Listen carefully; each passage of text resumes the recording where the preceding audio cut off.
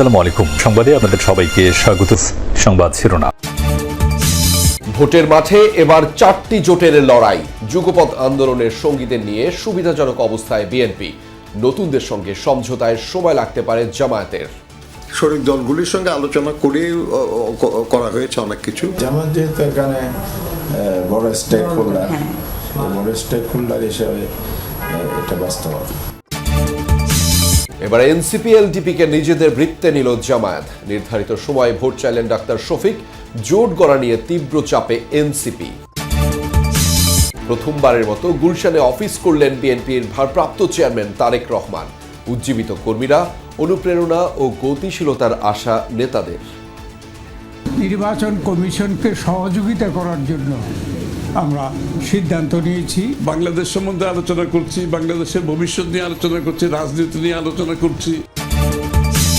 উৎসব মুখর পরিবেশে সারা দেশে কর্মী সমর্থকদের নিয়ে প্রার্থীদের মনোনয়নপত্র দাখিল।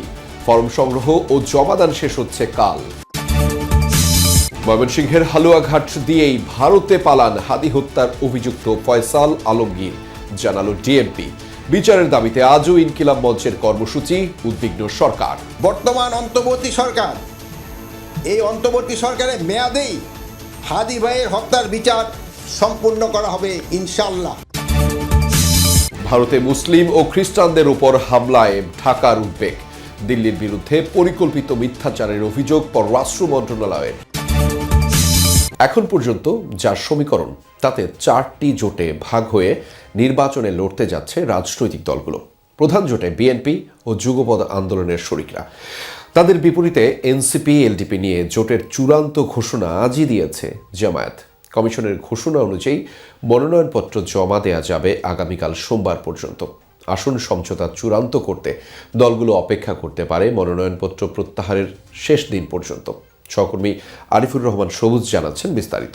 যদি স্ট্যান্ডিং কমিটি মনে করে, পার্লামেন্ট বোর্ড মনে করে।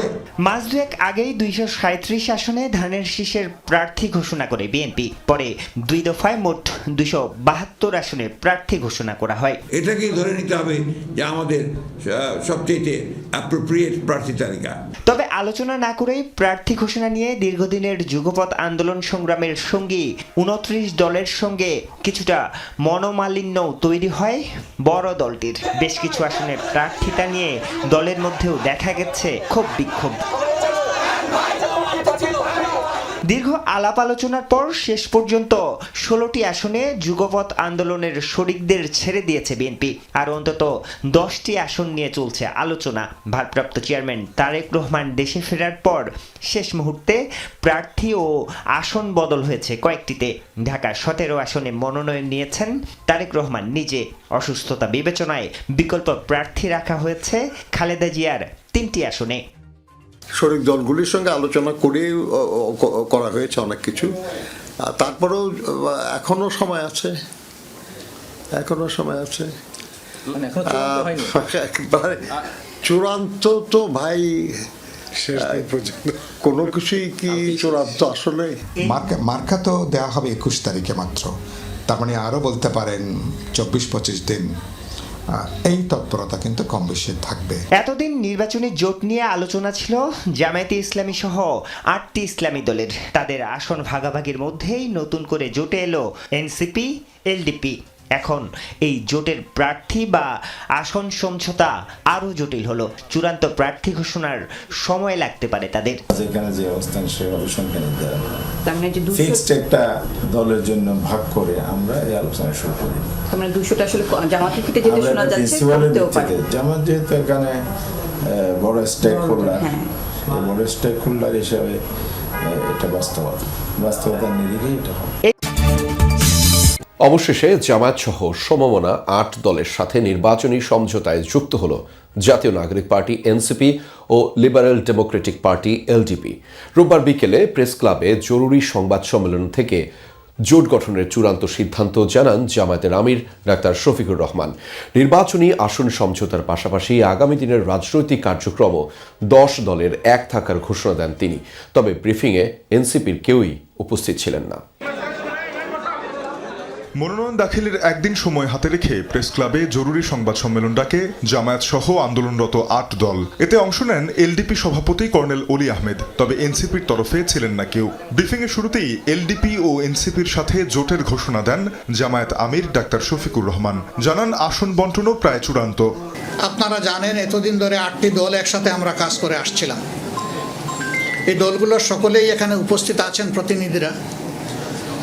তার সাথে আলহামদুলিল্লাহ আজকে আরও 2টি দল আমাদের সাথে সম্পৃক্ত হয়েছেন। জনাব কর্নেল অলি আহমদ বীর বিক্রমের নেতৃত্বে এলডিপি এবং এনসিপি, এটা আমাদের একটি মজবুত নির্বাচনী সমঝোতা। সারা বাংলাদেশের 300 আসনে আমরা বসে নিজেদের মধ্যে আলাপ আলোচনার মধ্য দিয়ে বিভিন্ন আসন আমাদের মধ্যে আমরা নির্ধারণ করেছি। এ জোটকে দেশ গঠনের জোট আখ্যা দিয়ে ডাক্তার শফিকুর রহমান বলেন, আগামী নির্বাচন বা রাজনৈতিক লড়াই সহ সকল ক্ষেত্রে একসাথে থাকবে এই 10 দল। আরও অনেক দল জোটে আগ্রহী হলেও আনুষ্ঠানিকভাবে আর নতুন কোনো দল নেয়ার সুযোগ থাকছে না বলেও জানান তিনি। এটা দেশ গঠনের জোট, এটা নির্বাচনের জোট, এটা রাজনৈতিক জোট, এটা সকল ধরনের মানে ওই জোট বলেন আর সমঝোতা বলেন যাই বলেন, এটা সবগুলা পারপাস কভার করার জন্য আমরা আশা করছি একসাথেই আমরা করবো ইনশাআল্লাহ। দলীয় কর্মসূচি যার যার অনেকগুলো থাকবে, তারপরে ন্যাশনাল ইস্যুতে যেখানেই প্রয়োজন আমরা একসাথে করবো ইনশাআল্লাহ। আরও অনেকগুলো দল তারা আগ্রহী ছিলেন, বাট এই প্রক্রিয়া এই মুহূর্তে এখানে সম্পৃক্ত করা আমাদের জন্য খুবই দুরূহ হয়ে গেছে। ত্রয়োদশ জাতীয় সংসদ নির্বাচনের 1.5 মাস বাকি থাকলেও সবার জন্য সমতল মাঠ এখনো তৈরি হয়নি বলে অভিযোগ করেন জামায়াত আমির। ঘোষিত তারিখেই নির্বাচন আয়োজনে সরকার ও নির্বাচন কমিশনকে সর্বাত্মক সহযোগিতার অঙ্গীকারও করেন তিনি। সরকার একটা সুষ্ঠু নির্বাচনের জন্য তাদের যে করণীয়, নির্বাচন কমিশন এবং সরকার সেই দায়িত্ব তারা পালন করবেন। এখনো তাদের অনেক কাজ বাকি রয়ে গিয়েছে, এখনো সমতল মাঠ তৈরি হয়নি সকলের জন্য। সেই মাঠ তৈরির কাজটা হচ্ছে সরকার এবং নির্বাচন কমিশনের। তারা যে কোনো ধরনের লোভ লালসা ভয়ভীতি এবং কারো প্রতি কোনো ধরনের আনুকূল্যের ঊর্ধ্বে উঠে তারা তাদের দায়িত্ব পালন করবেন। সাংবিধানিক নৈতিক দায়িত্ব এটা আমরা এবং জাতি তাদের কাছে প্রত্যাশা করে। এর যে কোনো ধরনের ব্যতিক্রম এই জাতি মানবে না। ডাক্তার শফিকুর রহমান বলেন, বিগত 3 নির্বাচনের মতো ভোটাধিকার হরণের চেষ্টা হলে বরদাস্ত করা হবে না। এখানে কোনো একক দল কোনো আসন বন্টন করবে না। আমরা যেখানে যার ন্যায্যতা তার ভিত্তিতেই আমরা আলহামদুলিল্লাহ আসনগুলো হাতে তুলে দিব সবার। নিজ কার্যালয়ে প্রথম অফিস করলেন বিএনপির ভারপ্রাপ্ত চেয়ারম্যান তারেক রহমান। দুপুরে গুলশানে চেয়ারপারসনের কার্যালয়ে তাকে স্বাগত জানান দলের স্থায়ী কমিটির সদস্যরা। এই কার্যালয়ে তারেক রহমানের এটি প্রথমবারের মতো আসা, যার মধ্য দিয়ে নতুনভাবে শুরু হলো রাজনৈতিক পথ চলাও। অনানুষ্ঠানিকভাবে দলের স্থায়ী কমিটির বৈঠকও করেন তিনি, যেখান থেকে আগামী নির্বাচন ঘিরে নির্বাচন কমিশনকে সহযোগিতার সিদ্ধান্ত নেয় বিএনপি।